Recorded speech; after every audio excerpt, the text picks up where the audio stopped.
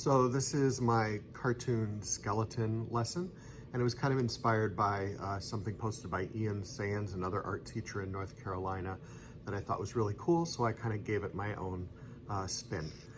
So the main idea is, I don't like to do Halloween kind of stuff or any kind of holidays, but I thought skeletons, biology, cartoons, we could make some connections, and I thought this was the time of year to kind of explore that.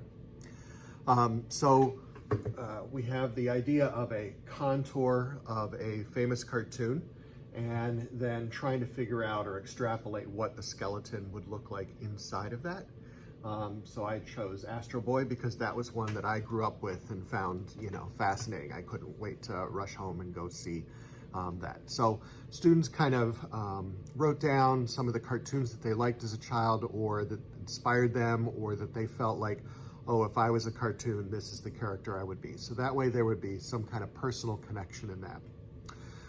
So we actually, in order to do this, we projected cartoons onto colored construction paper and then traced them.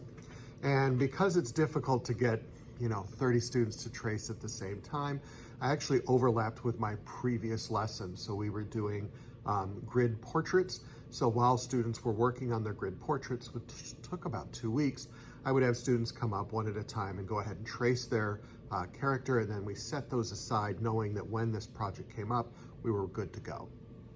I also provided resources for my students when the unit began. So we went to the biology department, we borrowed a skeleton, we borrowed one of those mannequin kinds of things that show the bones and the fat layers and the muscle layers. And then I found some images of skeletons on the internet, which I was able to kind of print out as kind of a quick resource. But this would miss a lot of details. Like you can see in the skull, there's no separation between the jaw and the major skull bones, and the details in the hands are not really there. So it was really helpful to have the life-size skeleton available for students to do close observation.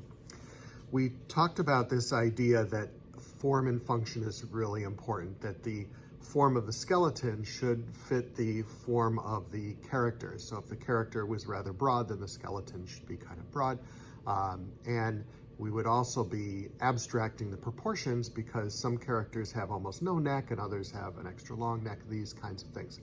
So we're taking these observations and then using our problem-solving skills to kind of imagine what if and how would that skeleton fit inside of that the contour of our character. So we start always with a sketch so we can work out our problems before we go on to our final paper.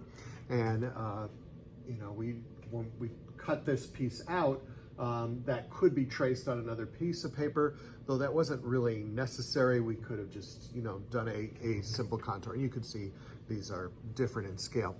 Another example that I gave my students so that they would understand this idea of form and function, that the skeleton needs to conform to the character's outline, I used the starfish character, and I did an example that would have been incorrect. It's just a skeleton inside a star shape. So the skeleton has nothing to do with the outer shape.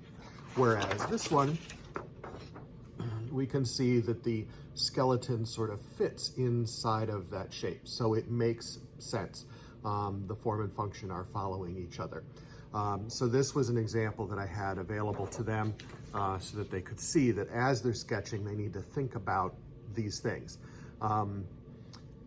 So we would get into these kind of details, we would do the sketch, and then I would have students swap their drawings and put comments right in the margins of the drawing. So if they thought, well, you're missing the cluster of bones in the wrist, or the ribs don't look like they're connecting appropriately, or some common things were that the jaw and the skull were connected, or that the jaw didn't have that little Y at the end of it.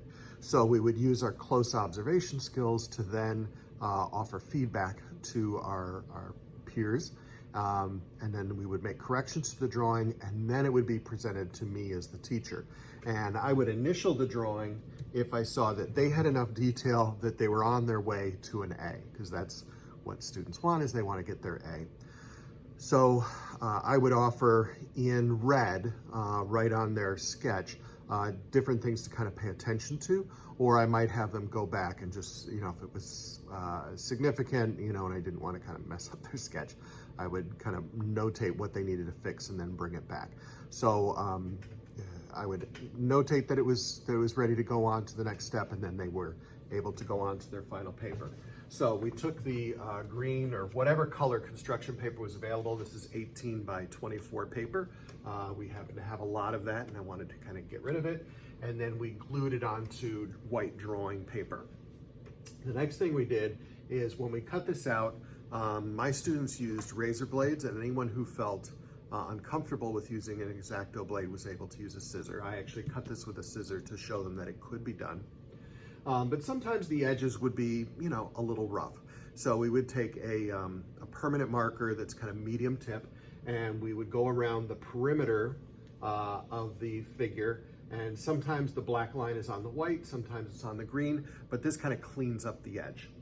When that was done, then they could start sketching on the inside, and we used regular pencils very, very lightly so that adjustments could be made and erased before they went on to pen. So it was first pencil, then pen outlines. I have some very small micron pens that are available if they had like teeny tiny details in the wrist, where a regular thin Sharpie might just kind of fill that space in. Then we would go back and erase all of those original pencil lines. And then we played around with the idea of form and shadow. Instead of having my students shade cones and cylinders and spheres, I like to have them shade right on top of the work that they're doing. And I had some tutorials available to them, kind of showed part of a skeleton shaded, and we did the idea that the light source was coming from the top. So the bottom edges of the skeleton parts were then shaded with regular pencil. And then we added color on top of that. And we found that by doing it in that order, instead of color first for the bones, to do the shading first, the color pencil actually helped blend away the regular pencil shadows very well.